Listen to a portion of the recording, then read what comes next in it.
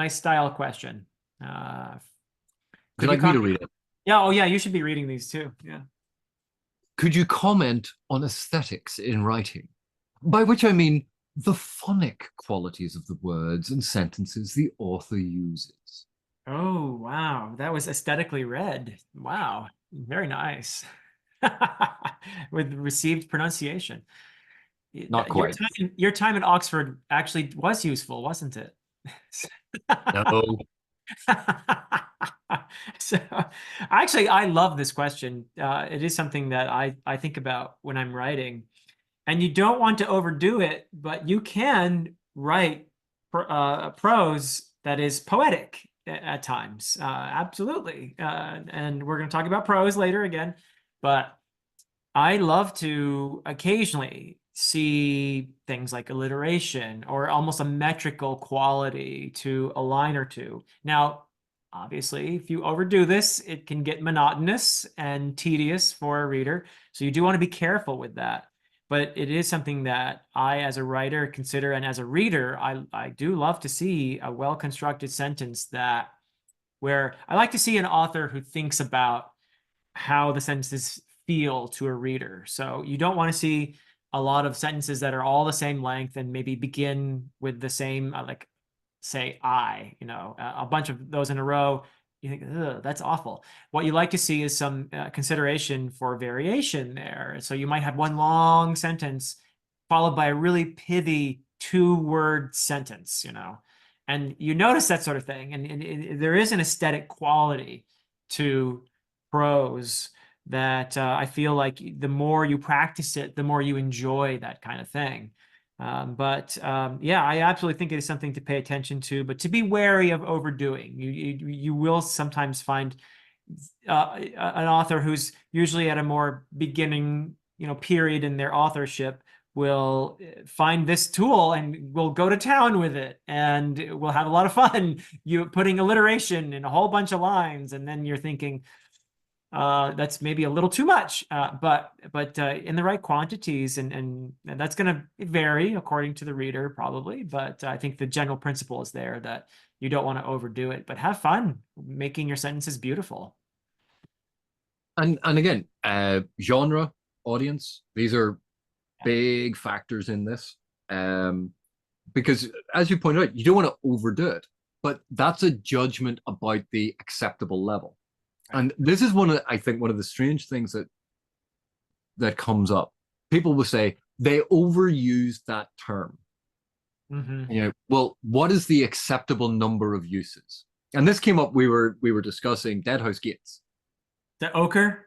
and the word ochre, and it's describing like desert and plains and this sort of uh, landscape Kind in of which useful word. Yeah. it's a useful word for that color instead of sandy. Or But brown. and I think in the entire novel was it something like 27 times. Just 27. consider how many words are in that novel, like 300, 400,000. So it's 27 times is this word used for most circumstances color, but also to refer to a material. And you go, but that's a different use. So those are, although it's the same word, it's a different meaning. Right. Um, and they go, oh, it was overused. You, why do people think it's overused? And if a word is unfamiliar to us, it That's often right. stands out. Or Yeah. if someone draws our attention to something, we suddenly notice it a lot more. And then we see that repetition everywhere. Even though when you actually think about it, you go, that's not used a lot over the grand scheme of things. Right. So the idea of overusing something or using it too much or to too great an extent, this is always an evaluative judgment. And there isn't a nice, neat line in the sand. There isn't a nice, neat equation. Well, for every 100,000 words, you're allowed X number of uses. That's Right. not how it works. It's a general impression. And that impression is going to be reader dependent. So, and Yeah, we, the we have it with familiarity terms. is a big factor too. Familiarity is a big Yeah. factor. So But if I use the word the a whole bunch of times, nobody's going to care. Or I use, a much more common place word. But if I use the word ochre, or in my case, I got called out for using the word Bernie, which is, you know, a chainmail, or kirtle, which is, you know, like a tunic. But it's a Germanic word for it. And this was a word that I didn't count how many times I used it actually, but I have a feeling that it feels like more times than I actually used it because it's not a word that's familiar to people. But yeah. You used it 267,000 times. It was just one of your novels is just Kirtle, Kirtle, Kirtle, Kirtle, Kirtle. In a 165,000 word novel, I used it 267,000 times. Well, that's what it felt like, Philip. But we do this all the time. Like, that's overused, that's overwritten, and you go, okay. So it's quite often saying that it is beyond the level with which we as reader are comfortable, Right. or would have appreciated. So when we took, if you look at Lovecraft's writing, people go, "Oh, that's purple prose," and I hate that term because it's always used as a pejorative, and you go, "Oh, it's overly embellished," as in it is embellished too much. Mm-hmm. But it is very deliberately done. It's very explicitly done, intentionally done, because it is going to that extreme to evoke the sense of madness and to evoke the sense of the richness of the Gothic and all of these things. To say that it is overwritten, you know, oh, well, it would have been a better story if, you know, right, but then it wouldn't have been that story.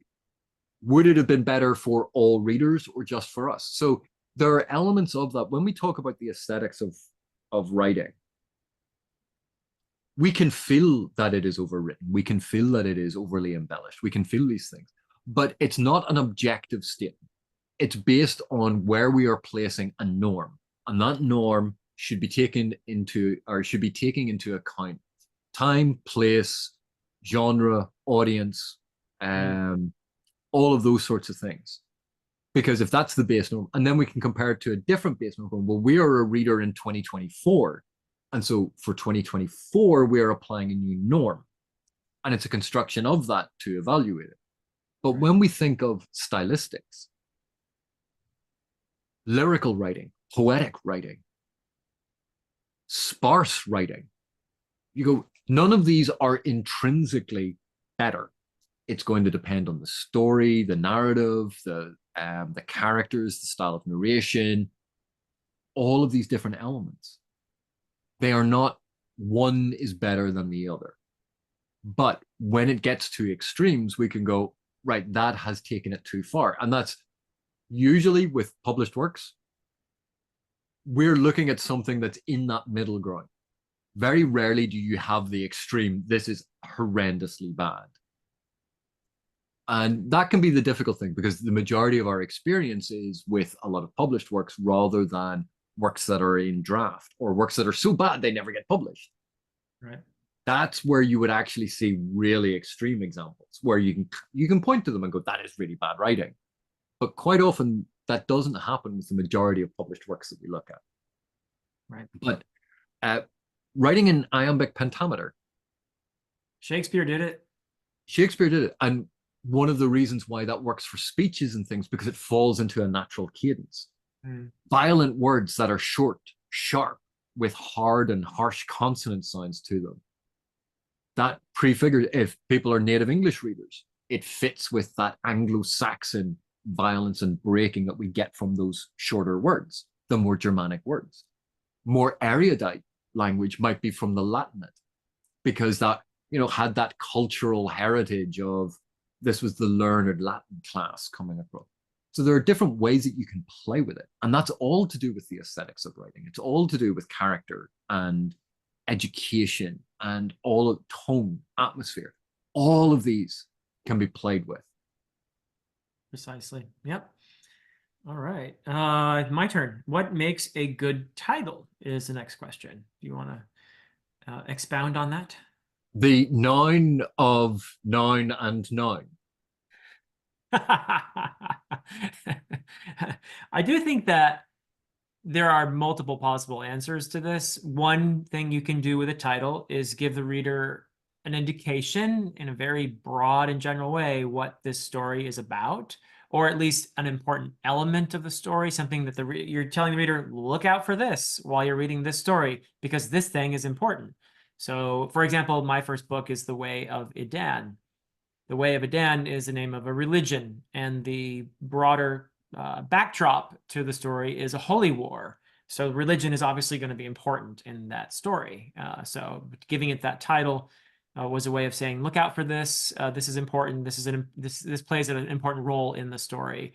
But another thing you can also say oftentimes with titles is they're almost like symbols, and that they can be suggestive of multiple interpretations and meanings sometimes. So that's another thing that you can look out for. And sometimes the title is just, like we talked about Sonny's Blues, for example, during our series. That's a title where you could say, okay, well, blues is a type of music, but it's also feeling depressed. And both meanings are equally applicable here in this case. So multiple possible meanings there. And I'm disappointed you didn't tell people about the very first draft of your book, where it wasn't a holy war. It was actually about cheese producers having this trade dispute because it was the way of Edam. And I know, then, I'm so glad you told me to make that M into an N. It just changed the whole story. it Quite, went from these it, cheesemakers fighting into a holy war. Like yeah, it's much less stinky now. but yeah, what makes a good title? Well, again, is it being used to market something? Is it being used to make it stand out from a lot of very similar other titles? Is it being used to signal to the reader what type of book it is? Is it to be evocative? Is it to be provocative?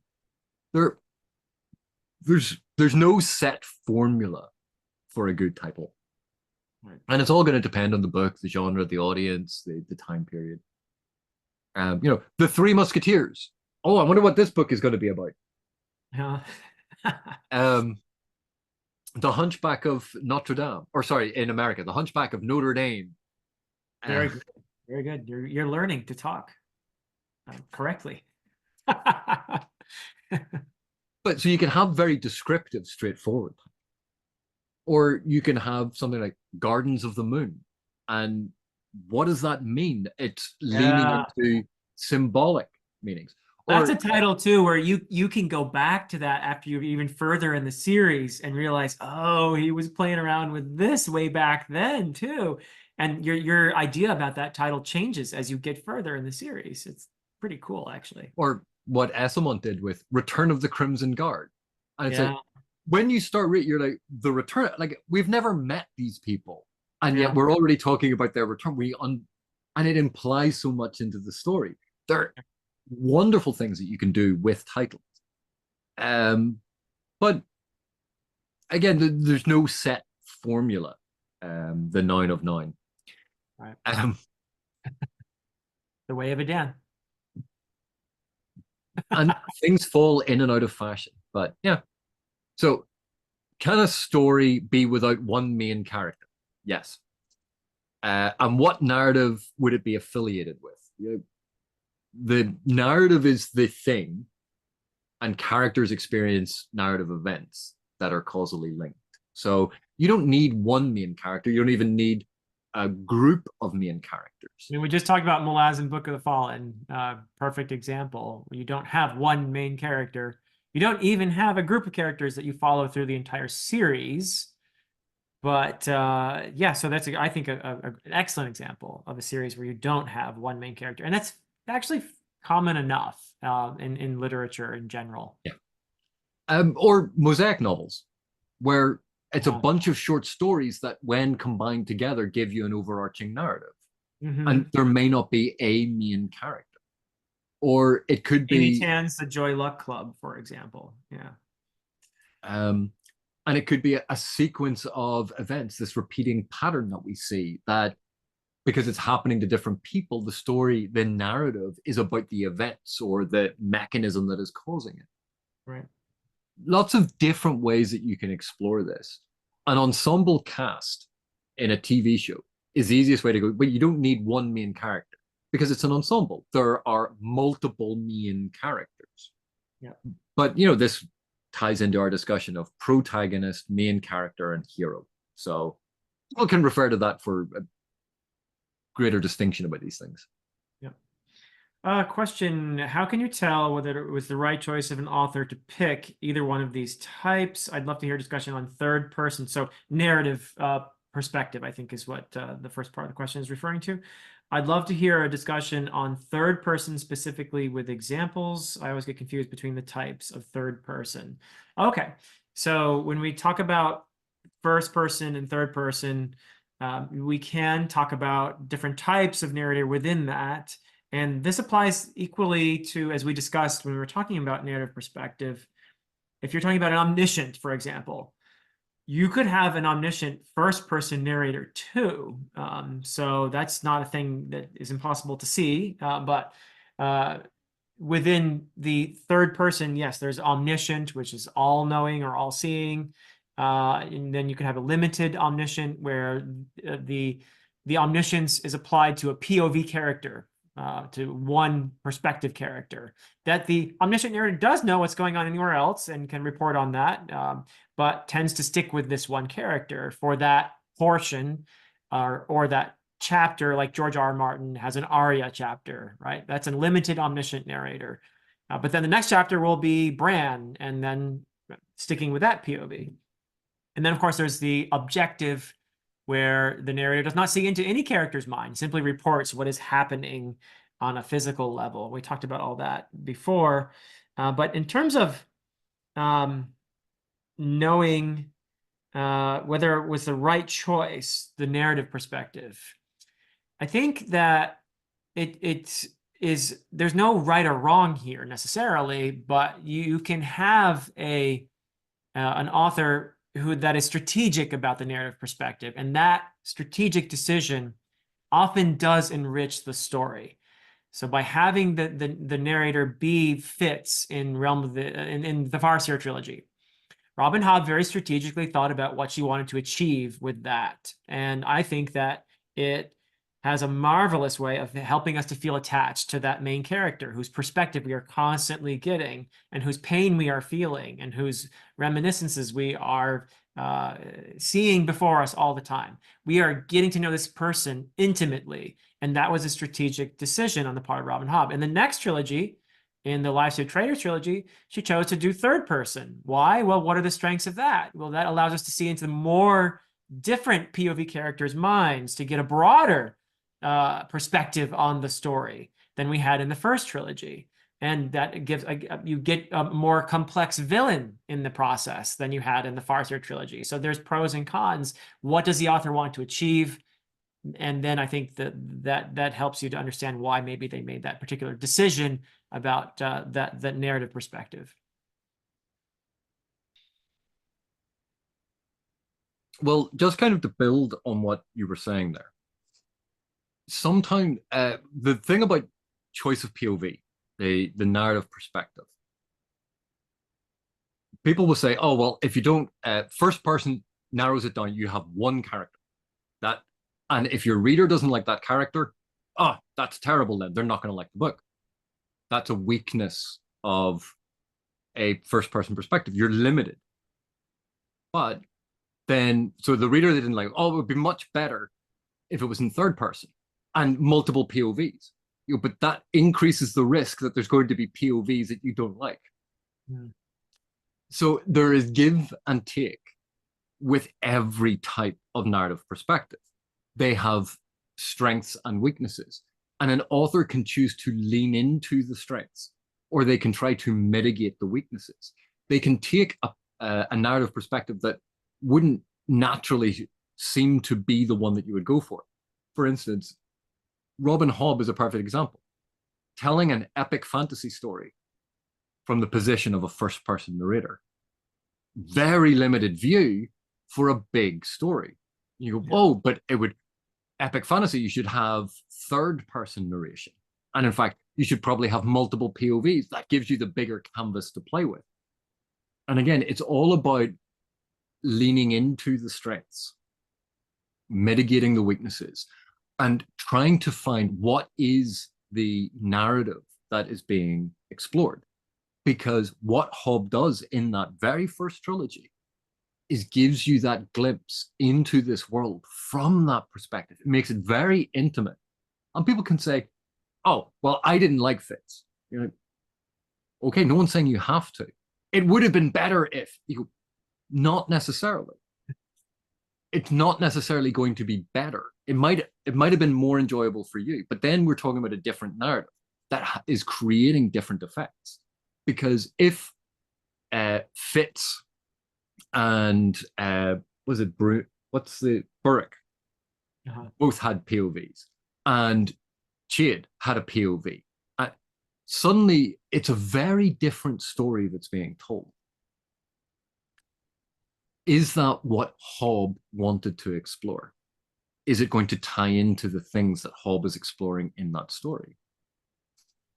With Johnny Wirt's Wars of Light and Shadow, there's a frame narrative that then is exploring these different things. And again, that leads to a particular story that is being told, a particular narrative that is in front of us. Yeah. So authors can lean into it. The Dresden Files, people saying, oh, well, I don't like first person, but a whole lot of them like the Dresden Files, which is in first person. I don't like first person present. There are very few texts written in first person present that I enjoy, but The Short Timers is one of them. It's brilliant. It fits exactly with what's being explored in that story. And again, it goes to even things like narrative voice, having a very distinctive voice for the style of narration. That will put off some readers, but other readers might fall in love with it. These are all decisions. And while you might generate some sort of broad rule, if you're writing epic fantasy, it should be in third person, limited, with multiple POVs. Right. But that doesn't mean that you have to do it that way. And if you do it that way, and lots of people are doing it that way, by doing it in a different way, you're going to make your work stand out. And you're going to provide a different experience for the reader. So there are very few stories and books that I have read where I've gone, this really should have been in a different POV. Right.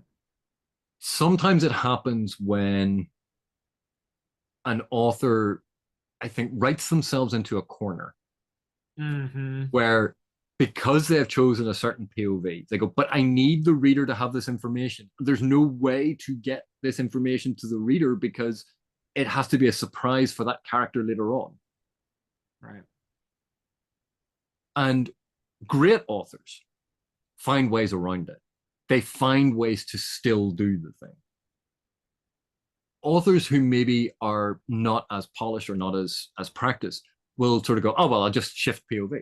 And suddenly, like in the middle of a text, you'll have, where did this come from? Yeah. But like a needle scratching on a record. Yeah. but again, and a lot of our perception of that is because in the modern day, we value consistency.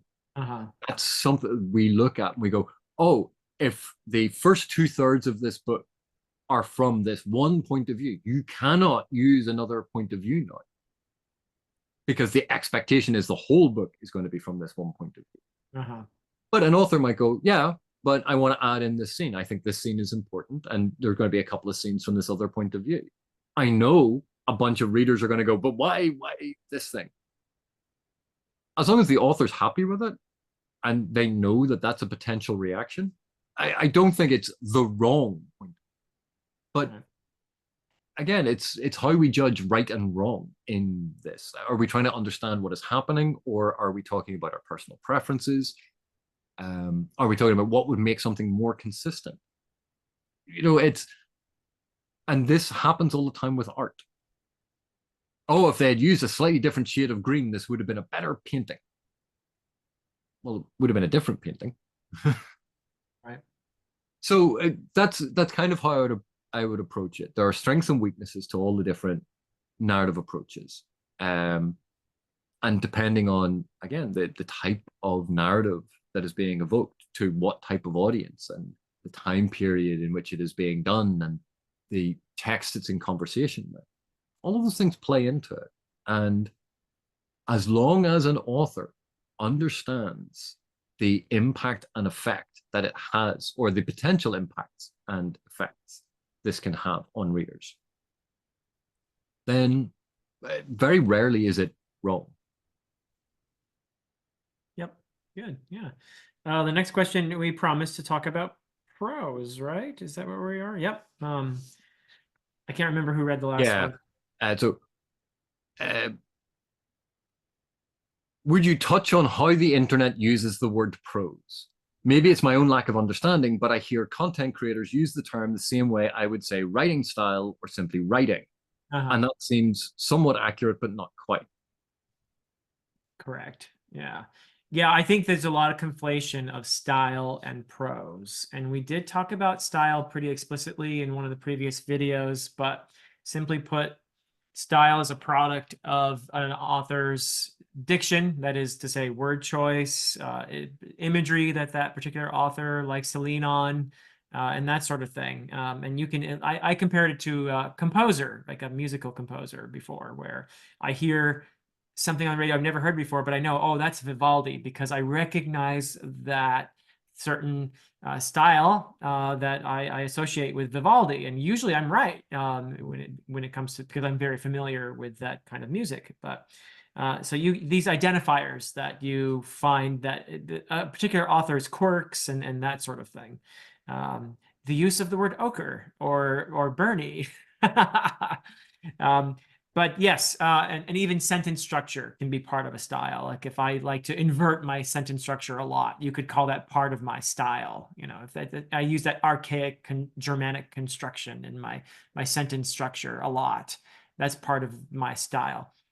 So prose is something else, and it is, you can see that where there is the overlap, but it used to be that people would talk about prose as being like, and this is because of its etymology from Latin, and then I'll let you define how it technically we should be talking about it today, but it used to be that we would associate it with the Latin derivation, which is ordinary language, not poetic, in other words. And you can't just stop there, though, because I think that you have a lot of poetry that is very prose-like, and you have a lot of prose that is very poetic these days, and there's a lot of blurring of these distinctions. So, AP, I'll let you talk about what prose actually is in a technical sense these Um, days. well, I was actually just looking around there to see if there was a high horse that I could get up on. This because this is one of my pet peeves. Very, very basically, we can think about it this way. Prose is the writing. Right. And that's why we say things like prose style. So that would be the style of the writing. So when you were talking about the people conflating style and prose, you go, but you wouldn't refer to style, Right. but you can refer to prose style, the style of the prose. If it's the style of the prose is essentially discussing the writing. Now, and when we talk about the writing, and I'm fairly sure we've discussed this before, but we have poetry, prose, and drama, were the three major literary forms. But these categories, these genres, were created way back before we had teleplays, screenplays, radio plays, before we had the sheer variety of all of these things. And when we think poetry, as it was sort of initially conceived, was a highly artificial style with very specific rules about what you did within that artistic form. Drama was a very specific style and it had rules about what you did within that form. Prose then was using ordinary language. It was using ordinary rules of grammar. It was using the various terms and things that we have within ordinary discourse. But that does not mean it has to be bland. It does not mean it has to be simplistic. That is not what prose means. It essentially, prose means not drama, not poetry, when those were very specific forms. But as things evolved over time, over the thousands of years of development, believe it or not, these art forms have not remained static. Mm. So when we talk about prose, it is typically using everyday language and grammar. But within that, we use in everyday language similes and metaphors. We use illusion. We use imagery. We use all of these things in everyday language. Just because they are called poetic terms, or we could just change it to literary terms. And this is a form of literature. So some people, I think, online are overly reductive about what prose is, saying, well, prose means prosaic. You're like, no, no, it's a different word derived from the same origin point. Right. Prosaic and prose are not synonyms.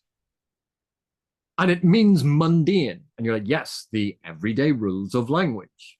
Right. That typically novels are written, particularly in English, where we have normal sentence construction, normal grammar. We, after a full stop, there's a space and a capital letter signifying a new sentence. Ordinary rules of grammar. So prose is the language, the writing on the page. And then within the prose, that's where we would talk about things like description, action, dialogue, exposition. These are all aspects of the prose. These are all aspects of the writing. And the reason we use the term prose is simply because that was the literary genre of these things, which distinguished it from poetry or verse and drama, which were different things. So in Ursula Le Guin's essay that I love talking about, From Elfland to Poughkeepsie, she talks about prose. And it's important to keep in mind, I think a lot of people think when they confuse prose and style, they think of prose as being frippery, as being a frill sort of thing. That it's not important really. But actually the language, as Ursula Le Guin points out in that essay, the prose is the story. You cannot have the story without the prose, and therefore it is a really important element to talk about when you're analyzing story. It's not just some decorative thing that, oh, I don't care, I'm not a prose snob. How many times have you heard that? If you care about storytelling, you care about prose. Trust me. And it can even shape our understanding of what has happened. The insurrectionists stood up. The freedom fighter stood up. Right. Okay. The prose there has, those are two different sentences. Those are two different meanings. And yet that distinction between the two things is in the prose. It is what you're being told. It is how that meaning is being communicated. And people said, I don't care about the prose. They have never had to read a bad essay.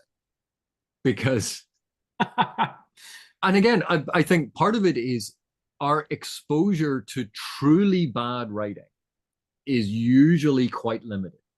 Mm-hmm. Because if you think about the works that we generally read, a lot of them are within the top 1, top 2, top 3, top 5% of writing because it's being published, it's finding an audience, it's out there. Because our range of what is good or what is bad is based on this very narrow selection, we forget that there's really, truly terrible writing where it is absolutely horrendous.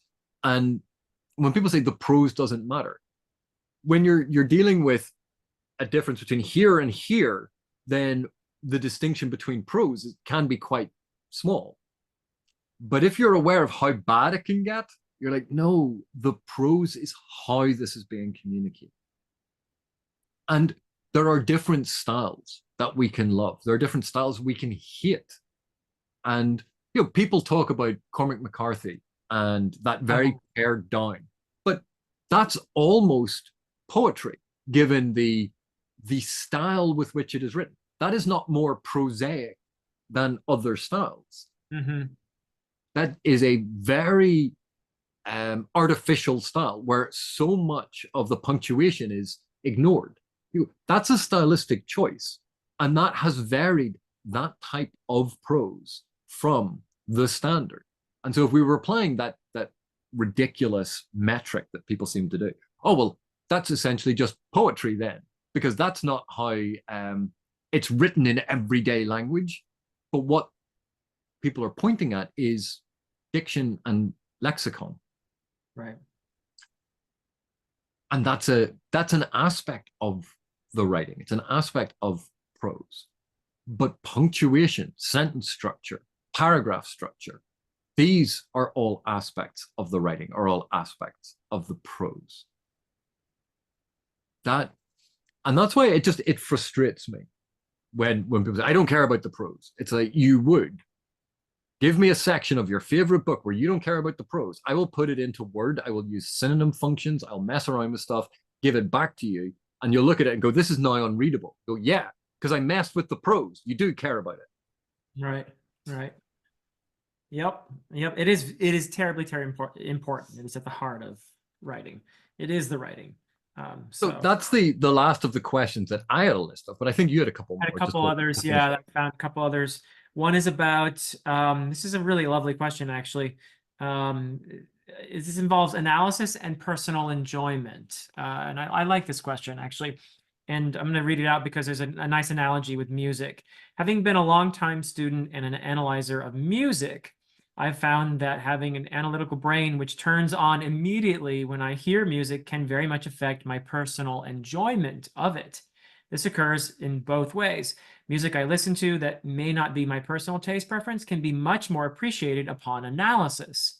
However, I conversely find a lot less music that really grabs me and affects me in the profound ways I'm looking for, maybe on a more emotional level, because the person is analyzing the music in the process of hearing it rather than experiencing it on an emotional level. I'm adding that bit. So, does this happen to you too as lifelong analyzers of reading? Does it help you appreciate writing in books that aren't your taste? And do you find it harder to add books to those all-important top 10 lists? You don't have any top 10 lists, but no, I really love that question. So does analysis, being a constant analyzer, affect your enjoyment of reading, AP? Yes and no. Um, because remember, what I ended up doing was analyzing narrative. So it's even more broad than just reading novels. Yeah, so you can't even watch TV without your brain kicking in. Um, and there are there are times when you kind of learn to turn it off, Mhm. or at least dampen it down, and you just try to relax and go, you know what? Just let it wash over you. There are things that so they're just so bad that I go, no, you know what? And it kicks on because they have forced you to to start analyzing why it is so bad. Zack Snyder's Rebel Moon recently was one that Uh-huh. I tried to turn my brain off, and it's like, no, I would need to have been lobotomized for me to have enjoyed that. But no, I understand this that there are books that I read when I was younger. There are films that I watched when I was younger that I really enjoyed. And now, if I looked at them, I would see the flaws. I would see the issues. I would see a bunch of these things. I would see where if they tweaked it just a little bit, it would fix that thing. It would still, that kicks on.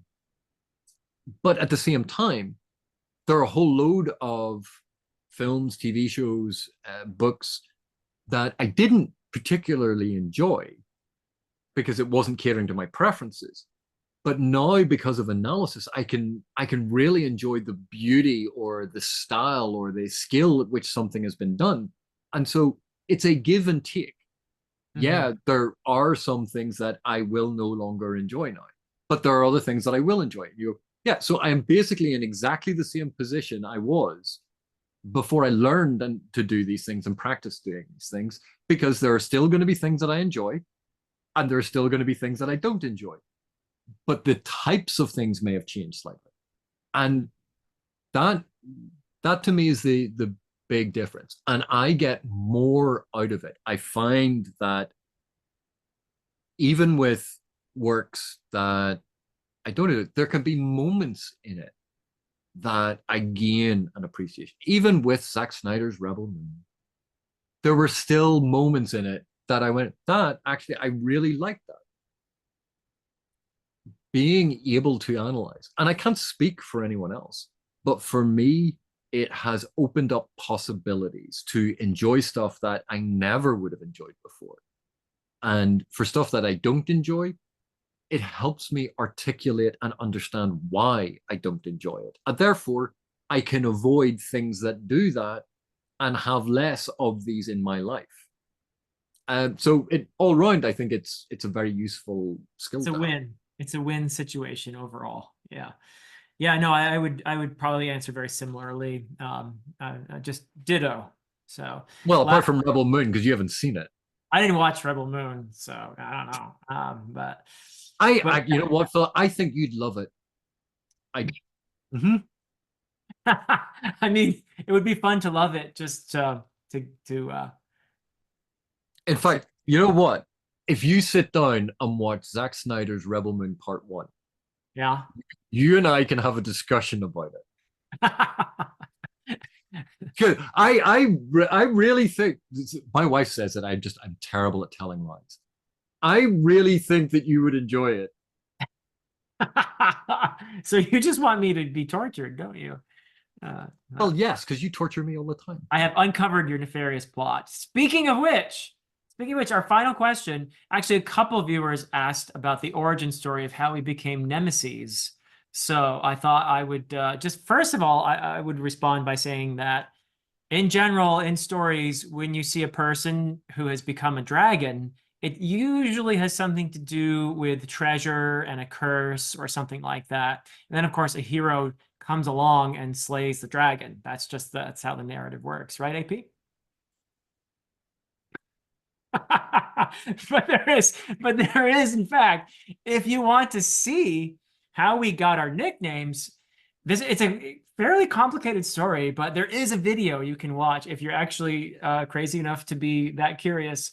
There is a video you can watch where we bestow our nicknames upon each other. AP gave me my nickname, No, ironically, Dr.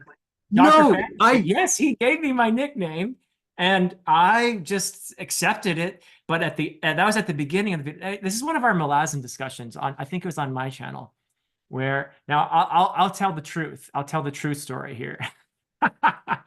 So, in truth, I had reported to AP how I was being referred to by a couple viewers in a way that might have been flattering as Dr. Fantasy. And this was in the early days of the channel. And this was off camera. We were not recording. But I just told AP about that. And he thought probably, I guess you thought it was kind of funny. So in the beginning of the video, when we were recording, AP referred to me as Dr. Fantasy in this very kind of perhaps using some verbal irony in that. Yes, maybe there was some verbal irony there. And then, of course, I had to think of a nickname. Now, there was a story about AP had this paper he wrote for a conference where he was talking about quest teams, that sort of thing, right? Quest teams. And he had given them all these clever names, all the various characters on the quest team. And the wizard, AP had named Professor Fireball. So I had a name for him because, at the end of the video, you'll see it if you actually watch this video. At the end of the video, I'm being referred to as Dr. Fantasy. I had to come up with something, so I stole the name Professor Fireball from the man himself. And ever since then, I think it's very appropriate because dragons have like fireballs. So to put this in perspective, I didn't give you the name because you'd already told me that a bunch of people referred to you that way. I know, but And you solidified it. You solidified it, then ironically. you stole something from me because you are a talentless hack. I did add the S on the end, though, because somehow Professor Fireballs just sounds better. Oh, I don't know why. you're an evil, evil man. You know that. So anyway, yes, we could also we've told this story a few times too about how AP left a comment on my channel where I'd made a video about the origins of fantasy, and I invited people to correct me or add to the conversation, that sort of thing. And AP left some very useful insights in his comment on that, and that was the first time we actually started to interact was when you left that comment on my channel, and it left a And couple of comments. in my defense, I didn't insult you, and I removed all of the rude words before I posted it. That was very courteous of you. But yeah, that was how we initially met. And then I think I wrote something back on one of your comments, and then I didn't hear from you. And I was Probably because the YouTube algo or the filter, because it was so filthy and depraved, it was hiding the comment from me. so I wondered, did I say something offensive, or did I don't know, maybe he just got tired of talking to me. And so a week or two went by, and I was reading a book by Ian Esselmont, actually, Dead House Landing. And I noticed in the acknowledgments the name of AP Canavan. And I thought, wait, that's the same name as the guy I was talking to on YouTube in these comments.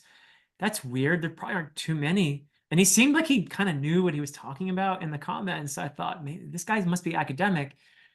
And then I see the name in Esselmont's book in the acknowledgments, because you, of course, if you don't know everybody, AP is an advanced reader for Stephen Erickson and Ian Esselmont, and is a developmental editor for lots of great fantasy authors, including me. And and then so I saw the name there, and I thought that can't be the same person. I swear to you, just moments later, I got a message on Twitter. It was Twitter's then, and saying, "Hi, yeah, I'm sorry I didn't get back to you on the YouTube comments, but I just wanted to let you know I was busy, or I can't remember why you hadn't, but and it was you, and I wrote back to you and I said, "Hi, I'm actually reading Ian Esselmont's Dead House Landing right now, and this time I looked at the acknowledgments, and you were like, yeah, that's me."